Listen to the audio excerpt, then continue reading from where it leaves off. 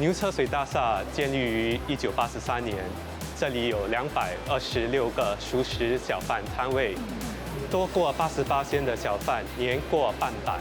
他们来自四面八方，经验丰富，而且个个卧虎藏龙。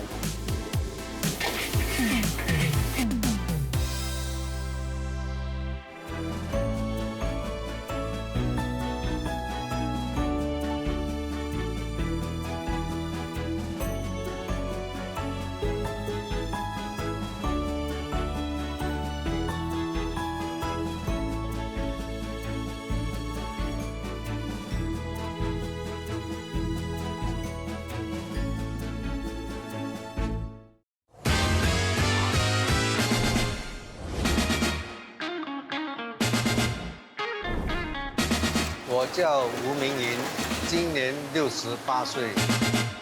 我在牛车水大厦经营了43年，是这里的第一代小贩。我从小是在牛车水长大，我小时候的家就在死人街的斜对面。小时候很调皮的，学李小龙的功夫，踢啊、打啊，在学校也是这样子，所以就把那些凳子啊给破坏掉，学校就把我开除。我在学校被开除之后，我就跟着我妈妈做咖啡店。后来牛车水大厦建成之后，我妈妈就给我1000块来开这个店，我就一直做到现在。我的档口一路来都是卖小吃，就是现在的煮炒店。每天煮炒，我们都觉得很热，因为炒菜的是叫炮炉，所以炮炉的火势会比较大。我们煮炒都需要大火。以前做小贩的会比较容易。以前的人会有一种习惯，他们要夜宵，所以我们晚上就做到3点。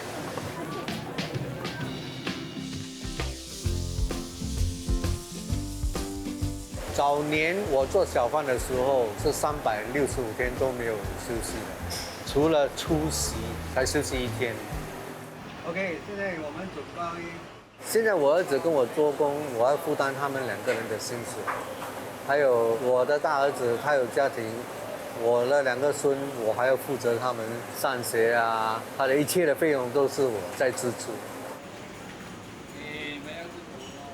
我是老大，我今年42岁，我差不多16岁就开始帮我妈妈在牛车水摊位。我以前有做过别的工作，就是去学修车，修了1年多，觉得不适合，再又回来帮我爸爸。我什么东西都要做啊，有时要收钱，有时要捧菜，有时要帮忙煮。我是老二，今年39岁。刚毕业的时候有出去做酒店管理啊，还有其他类似等等的。因为有一段时间就是疫情嘛，然后我爸爸的员工他不能做了，然后我就回来帮忙。我的父母为我们付出太多了，我很感激我父母，然后下来帮帮他们嘛，因为他们毕竟都年龄也大了。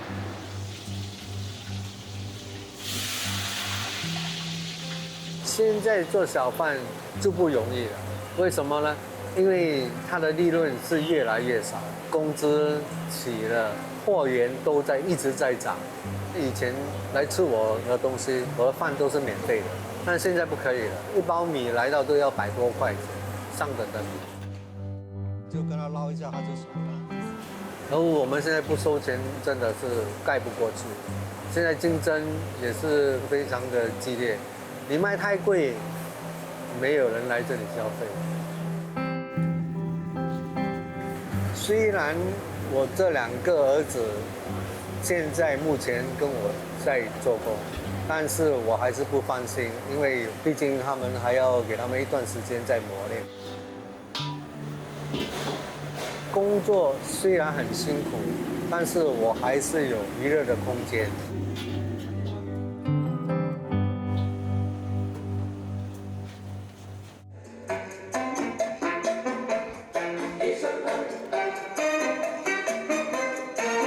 我的爱好是土风舞，我一跳就是30多年。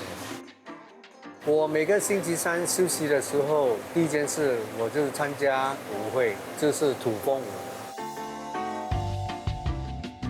班上都是女生，只有我一个男生，但是我不觉得奇怪，大家就是兄弟姐妹这样子的在玩啊，这样。跳舞会很放松你的心情，你觉得那个舞蹈给人一种很美妙的姿态。我就是在兴趣的方面呢，是非常的浓厚的。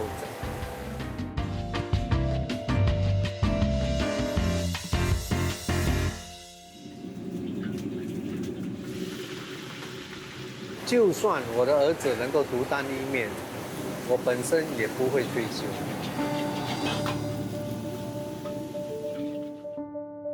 我能够做一天，我就要做一天。我对小贩这个行业付出很多的感情，几十年在牛车水已经定型了，我没法改变。我做小贩就好像呼吸这样，所以我怎么可以不呼吸呢？我的快乐不是赚多少钱，而是经过几十年的努力得到这种成就感。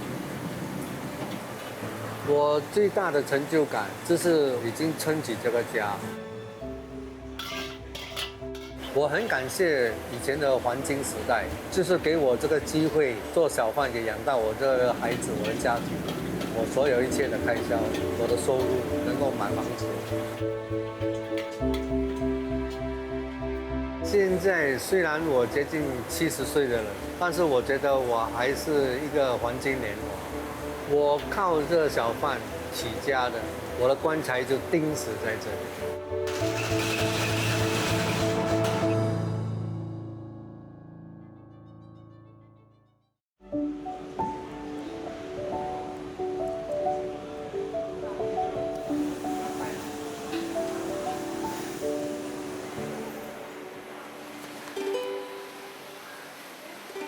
我是单金弟，人家称呼我安哥弟。我今年70岁。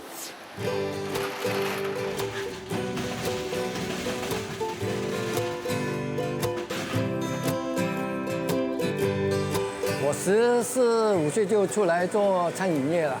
我曾经做40多年酒店的厨师，做到69岁了，我辞职了，我退休了，我出来自己开档。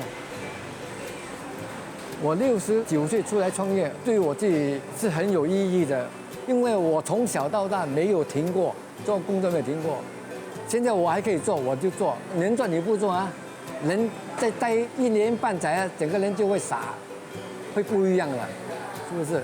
你越做，人就越精神。OK。那我在酒店，很多房客、游客吃到我的沙，蘸我的沙很好吃，外面吃不到这个味道。很多房客都有跟我拿电话说你自己要开，他会来捧我的场。自己做这拉沙给外面的顾客品尝一下咯，不要浪费我的手艺。主力拉沙如果好吃1样就够了。我的做法是属于传统的拉沙的味道，椰浆尽量少啊，所以你就不会觉得很腻。我去年做到现在大概有半年了，租金便宜，我的压力就没这么大，所以我相信可以做下去的，因为有很多回头客来吃，啊，如果我东西不行，3个月、4个月里面已经知道了。喂，我选择牛车水，因为我这边认识很多人，因为我在牛车水长大的，这边是华人区，你卖拉沙很适合。生意有时好，有时坏，肯定的嘛，没有天天这么好的吗？应该我觉得是没问题了，还是可以做，因为我们做人也不要有这个贪念，钱是赚不完的。我还有请了2个工人来帮我，如果没有工人，我就自己做就很辛苦了。您啊，喂。我今年是66岁，早期我是在酒店业当厨师，啊，就是这1、2年属于差不多半退休状态了。然后过来呢帮了朋友再当个小贩。我今年78岁，我也是做餐馆的，酒店的。后来我做了几十年，我们就没有做了啊。刚好这边这个开，朋友介绍我过来做了，出来做工，打发时间，锻炼身体。如果你找到有以前做过厨师的，他一定有考过卫生的嘛，他才可以在小贩中心打工赚钱。在小贩中你要找工人，现在是很难很难的。我拿你粉米先。这个是很平常技能的，对人很好对我们工人也是很好。他们叫我老板，我说你不要叫老板，你当做朋友就好了。有时我自己也要洗碗。我也是穷人家出身的，你不要整天拿你的老板的款来做人，就没意思了。我也怀念我在酒店的时间40多年了，多少感情也有。我在外面当小贩，我还是要穿厨师的衣服，因为我们厨师要有个形象给人家看，人家才会尊重你。整件衣服安安脏脏，人家看到你就就没有胃口了。我最辉煌的时候就是现在当小贩的时候，60岁出来创业，我有信心，我就敢闯。这半年里面，我的拉沙做的我很开心，因为做个厨师最重要，有人赞你的东西，就很满足了。这个年纪还可以继续做下去，我也很骄傲。我这个时候就是我的圣言。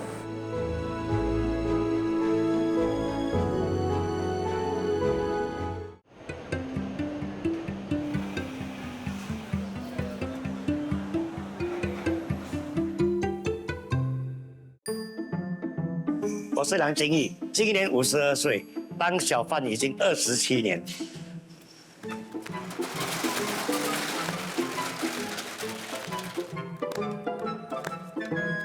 有人叫我 Pikachu Uncle， 也有人叫我小黄哥。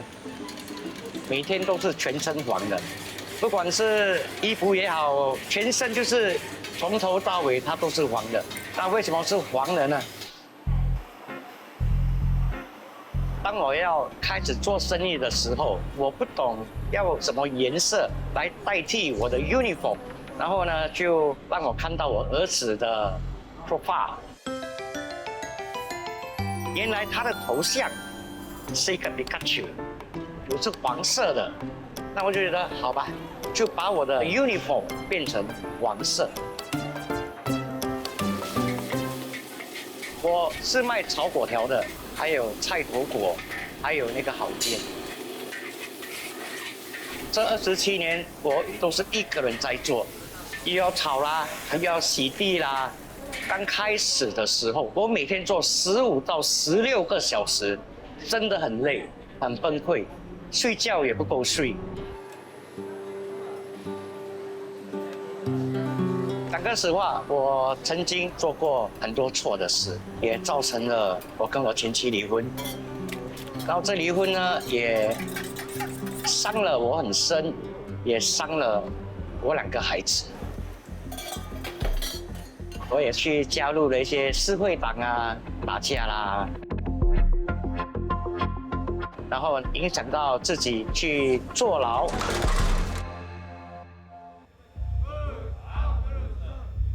做了很多次，当我做了最后一次的牢的时候，我真的怕，因为这最后一次让我失去了我妈妈。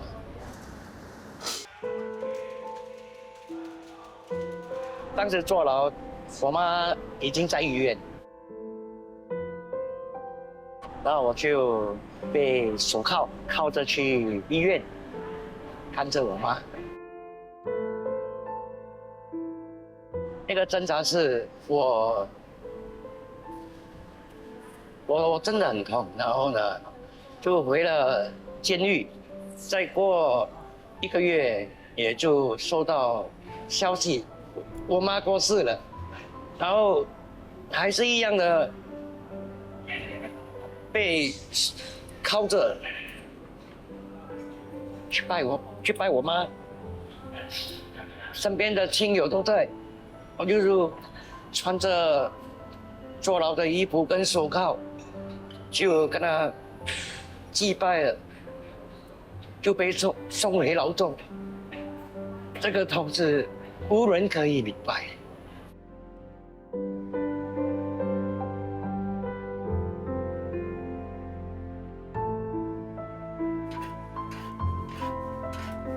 也是因为我妈的这个死去，让我真正的改变自己。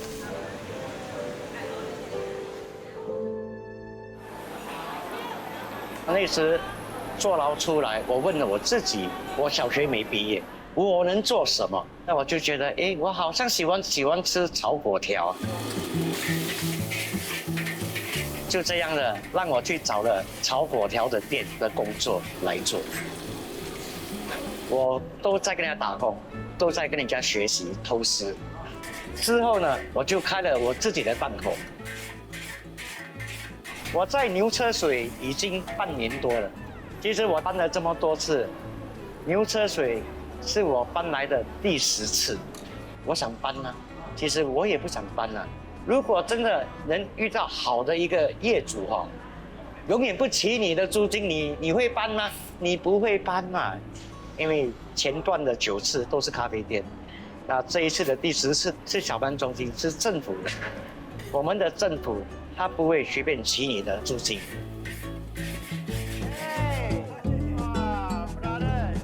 我真的很感恩这一路来跟着我的人，不管是我朋友也好，来我店的人都好，我还是很感恩。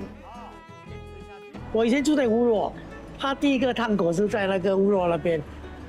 大概是8年前吧，从第一次到现在，他的厨艺方面有很大的进步。他的人怪怪的，黄色的衣服啦，这个人呢谈吐啊很直率的一个人来的，讲义气的。后来就慢慢我们就当朋友了嘛。我都把我的生意跟私人生活都发在 Facebook、IG 跟 TikTok， 也渐渐的我在这个平台上呢。认识了很多人。我来了。告诉你们一个小秘密，其实我现在的女朋友呢，是从 Facebook 认识的。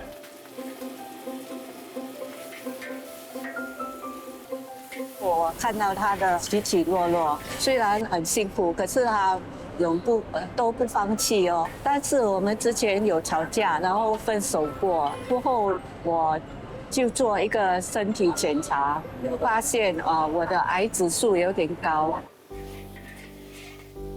听到这个消息的时候，我的心就软掉，心也就痛了。为什么呢？因为我妈也是死在 cancer。庆幸的是，她查出来不是癌症，但是我还是承诺，无论什么情况，我都要给她一个名分，照顾她。所以我们今年结婚了。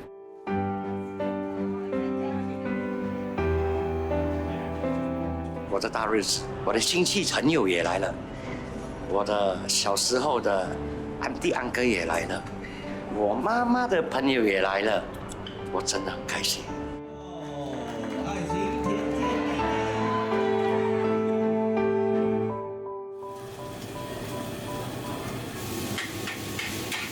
我除了做炒粿条，在我剩余的时间，我都会做义工，去做一些慈善。